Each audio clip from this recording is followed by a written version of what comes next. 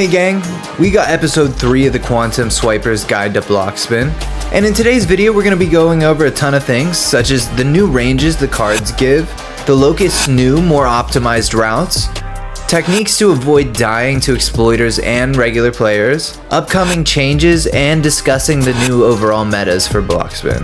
Before we start, comment what swiper level you are, and if you're not already subscribed, make sure you subscribe for more extensive guides like this.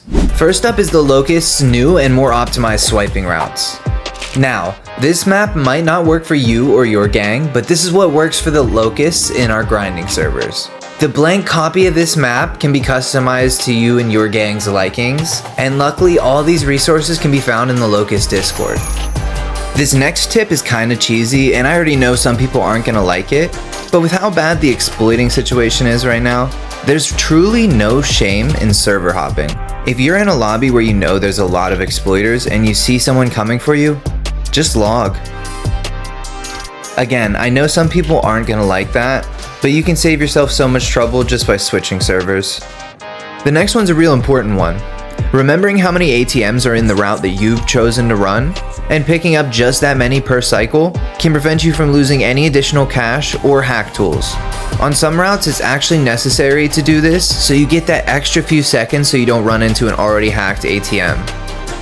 Taking those few extra seconds to restock every run will save you from losing a lot of hack tools and that additional cash. Now for the tip that I know most of you guys are waiting for, the new hack tool ranges. I spent time doing 10 runs with each hack chip to get a good idea what the basic average is going to be for each chip. Now, before we go over this, I do want to note that all my findings are going to be with Blockspin Plus only, and we'll go over why in just a minute. Taking a look at the graphic on screen, you'll see all the different ranges that I found. Taking a deeper look at it though, you'll see that the basic hack tool will give you about $61.40 each tool.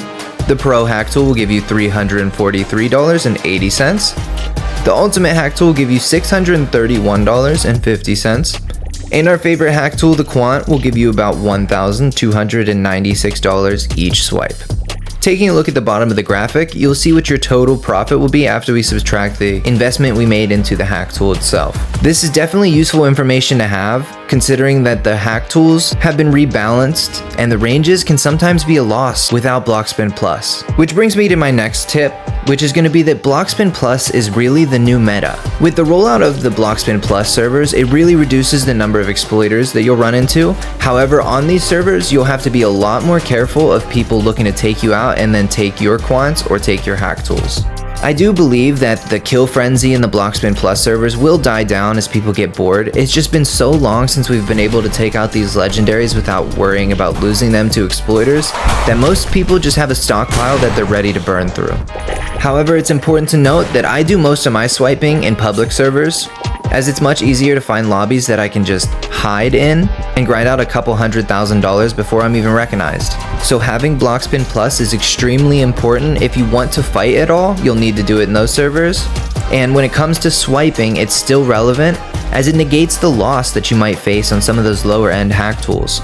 So if it's in your budget, it's definitely important to get Blockspin Plus if you main this game or if you like it really at all. Some people might call this a more pay-to-win feature, but genuinely, I don't think it's that. I think it's Blockspin and the developers doing what they can to negate the cheating problem, since ROBLOX just will not roll out the new anti-cheat. And if ROBLOX already did roll out the anti-cheat, it's not working. So that leaves Blockspin Plus as really the new meta. Any serious player on the game is going to have it, and you should too. As unfortunate as it is to have a subscription, it's really going to save you a lot of headaches and heartache if you have it. This next part is going to go over 3 separate things. Double dipping certain skills, the fastest way to level 99 and above, and upcoming changes. Starting with double dipping certain skills, the Quick 11 box stacking job is a perfect example of this, and really the only one that's applicable and profitable.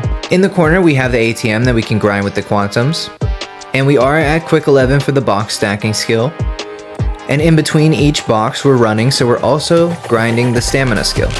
That's 3 separate skills that we're grinding simultaneously. Doing this method here genuinely is the fastest way to level 99, because as you get higher and higher in the swiping levels, it's going to take literal days to start ranking up. So being smart with your grinding is always going to be a great idea, and then swapping out what you're doing is also going to help. If you're closer to ranking up your stamina skill, maybe you should head to quick 11 and do some box stacking. But if you're extremely close to ranking up that swiping skill, you should be doing routes and getting that swiping skill up immediately. Box stacking also ties into upcoming changes. If you've been paying attention to the Blockspin announcements, you'll see that Jack announced that there is a golden box coming. This golden box also ties into the fact that there's a cap coming in how many quants you can buy a day. Again, some players are going to be upset about this, but I think this balancing change is great, especially for those that have took the initiative to grind other skills and to follow the tips from my previous episodes and have a high overall level. That means when this box drops, you'll likely already have it if you've been following along since day one. The last tip we're going to go over is going to be choosing what time you swipe carefully. Using the built-in Roblox player list, you can see and get a general idea what the servers are looking like and seeing how fast you're going to lose your grinding server or your ability to be safe. Now, I'm Central Time Zone, so the best time for me to grind is anywhere after midnight all the way up till 7 AM, and then the servers start to get busy again. Again, I know this schedule is not applicable for everybody, but choosing a few days where you can stay up and you can grind are going to be helpful to you. Primarily because you're going to be avoiding the crowd, and a lot of these tips you can chill out on and just take it easy for the night. Now we've went over what times are good for grinding, however we haven't talked about what times are bad. From personal experience, I've realized that basically the weekends in general, you're just not going to be able to grind very much, so schedule your wars during then, your fighting during then, plan to get your guns and other loot from other people at that time. Save grinding for the night and fighting during the day or the weekends.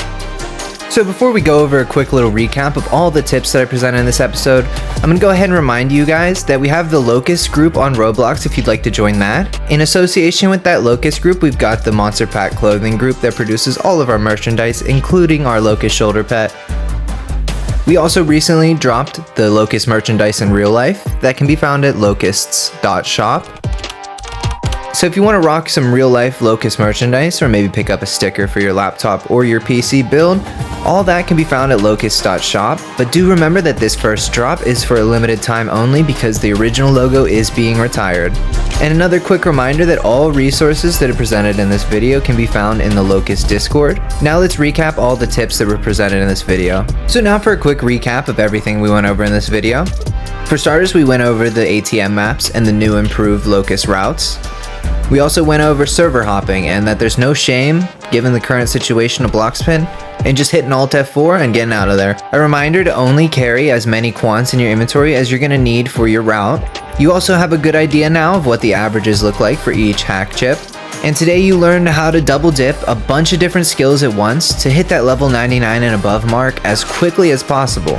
You've also got the know-how of what's coming so you can adjust your grinding accordingly and be ready for those updates. And last but not least, we also went over when and when not to play and when to schedule different activities such as grinding and when you want to PvP. Because things like that matter more than you think they do.